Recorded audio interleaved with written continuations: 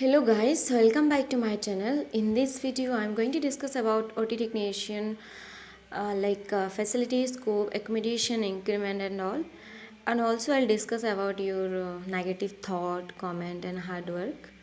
So मैं सबसे पहले आप सबको यही बताना चाहूँगी, welcome to AIIMS family, congratulation to all, you all are the AIIMSer. अब बहुत लोगों ने नेगेटिव कमेंट किया, किसी किसी ने बताया कि एक्सपेक्टेड काट ऑफ सही नहीं है। या of course I agree, because ये एक्सपेक्टेड काट ऑफ है वो भी स्टूडेंट रिव्यू से बनाया गया है, इनका पॉइंट ऑफ व्यू लेके।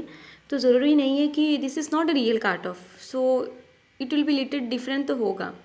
बट इस साल may be due to lockdown और due to some other reason student सब कोई घर पे थे, तो जिसकी वजह से इस बार इवन एम्स का हर even MLT, even beauty student, radiographer, even NORCET, हर जगह का काट ऑफ एक्सट्रीमली हाई है।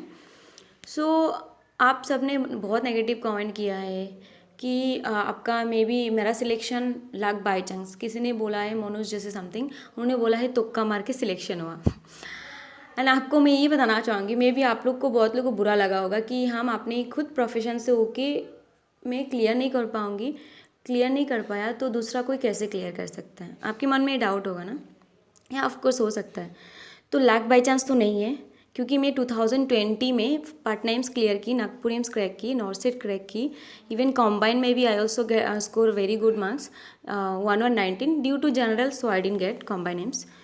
एंड इवन आपकी ब्यूटी एग्ज़ाम जो OT है वो भी मैं आई क्रैक किए थे। सो इसमें आपको ये बताना चाहूँगी 2019 में भी मैंने बहुत सारे एग्ज़ाम दिए थे, उसमें भी मुझे ज़्यादा स्कोर थोड़ा सा 1-2 मार्क्स के लिए एम्स नहीं मिला था।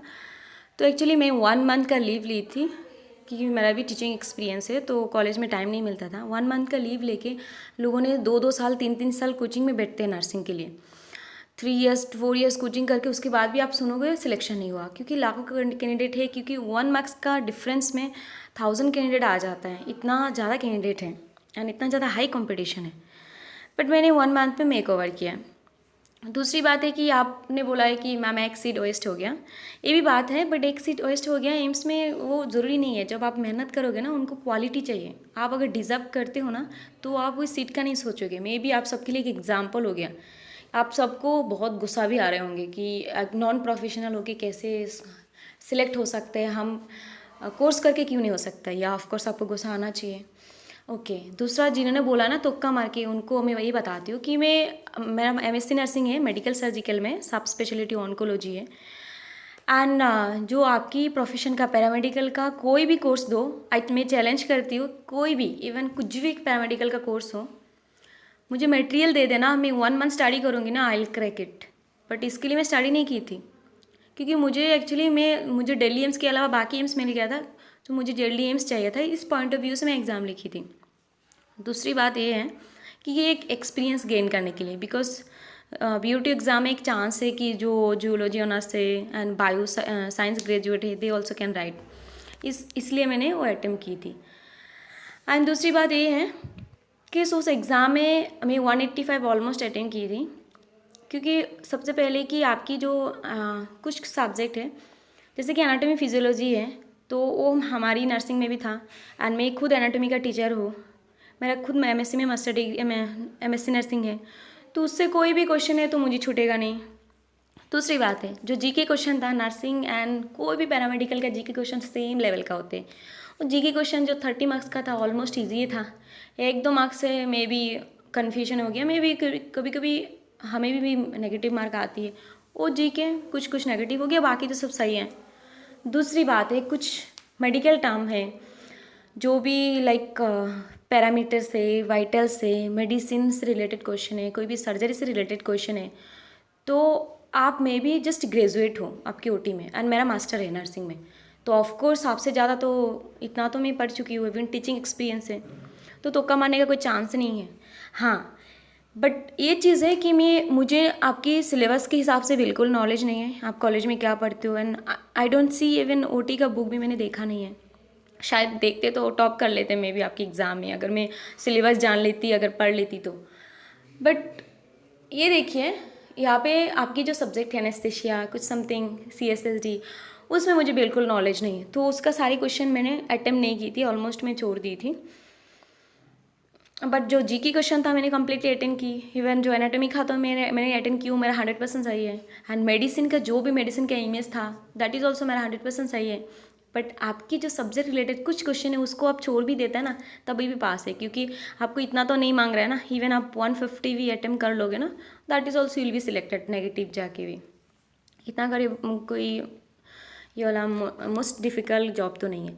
हाँ, बट आप मेहनत नहीं करते तो आपके लिए बहुत डिफ़िकल्ट होंगे। हाँ, दूसरी बात है, एम्स की सैलरी का बहुत लोगों ने पूछा। एक्चुअली मेरे पास सैलरी स्लिप तो नहीं है, मैं कोशिश की थी किसी से कलेक्ट करने के लिए, till now I didn't gate. जैसे ही आ जाएगा तो मैं बोलूँगी, बट आपको ये बताती हूँ दिल्ली एम्स में आपको इन हैंड 45,000 मिलेंगे। आपकी ओटी असिस्टेंट का जो सैलरी है वो 50,000 पर मंथ है, 50,000, but after deducting you will get 45,000। दूसरी बात है, अगर एकोमोडेशन की बात करें, क्योंकि ये पोस्ट एनसीए झज्जर के लिए है, सो वहाँ पे आपको 100% 2 BHK एकोमोडेशन मिल जाएगा, बेस्ट ऑप्शन है। बट इनकेस आप दिल्ली एम्स में ज्वाइन करते हैं, एनसीआई में नहीं करके यहाँ पे, तो उस कंडीशन में आपको एकोमोडेशन मिलने का कोई चांसेस नहीं है। एंड इंक्रीमेंट की बात करते हैं तो एम्स में, हर एम्स में 2 बार इंक्रीमेंट होती है, ठीक है। एंड आपको दिल्ली एम्स में भी हुई है, 2 बार इंक्रीमेंट है, तो लगभग आपका 2 साल में बेसिक भी आपकी इंक्रीज़ होगी। सो अराउंड 3,000 जैसा आपको ईयरली इंक्रीमेंट हो जाएगा 2 टाइम्स। एंड फैसिलिटी की बात करें तो दिल्ली एम्स का तो बहुत ह्यूज फैसिलिटी है, जैसे कि हमें बाकी एम्स में भी इतना सारा फैसिलिटी नहीं मिलता है, क्योंकि यहाँ पे हेल्थ फैसिलिटी, WS मेडिसिन, सारी चीज़ आपका कम्प्लीटली बेनिफिट है। बहुत बाकी एम्स से ज़्यादा फ़ायदा है दिल्ली एम्स में।